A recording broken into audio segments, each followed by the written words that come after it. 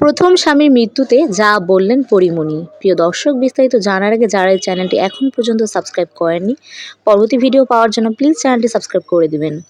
সড়ক দুর্ঘটনায় নিহত হয়েছেন চিত্রনায়িকা পরীমণির প্রথম স্বামী ইসমাইল হোসেন।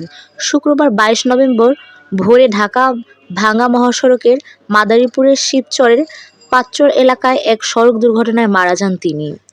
ইসমাইলের মৃত্যুর খবরটি নিশ্চিত করে শিবচর হাইওয়ে থানার officer in charge OC Shakil Ahmed গণমাধ্যমে বলেন, শুক্রবার ভোরে শিবচরের পাঁচচর এলাকায় সড়ক দুর্ঘটনায় মৃত্যুবরণ করেন পরীমণির প্রথম স্বামী।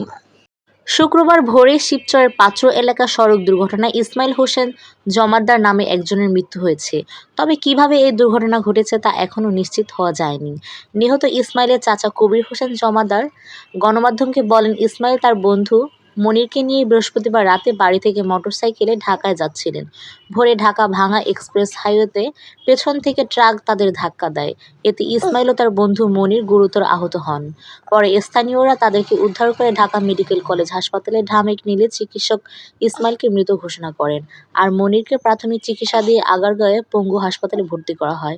পঙ্গু হাসপাতালে মনিরের একটি পা কেটে ফেলা হয়। তিনি আরও বলেন, শুক্রবার রাতে ইসমাইলের মরদেহ বাড়িতে আনা হয় এবং রাতেই জানাজা শেষে ছোট শৌলা গ্রামের বাড়ির পারিবারিক কবরস্থানে দাফন করা হয়।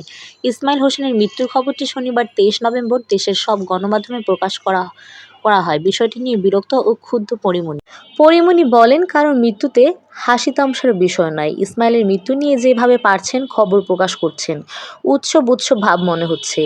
এটা সত্যি কষ্টদায়ক। এমনটা মোটেও আশা করিনি। তিনি আরও বলেন, এবার বাড়িতে আসার পরে আমার মা খালাকে মা বলে ডাকেন। পরীমণি বলেন, ও ইসমাইলও তো বাইক অ্যাক্সিডেন্ট করেছে। আমি বললাম, কি? পরে বলেন, ও তো মারা গেছে। এলাম নানু ভাইয়ের মৃত্যুবার্ষিকী, এসে শুনি ইসমাইলের মৃত্যুর খবর।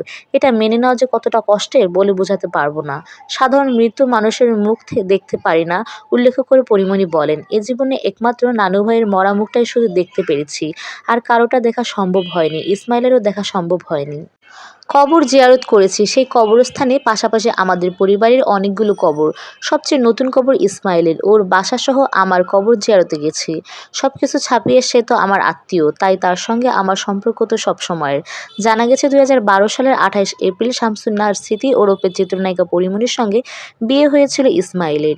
তিনি মঠবাড়িয়া উপজেলার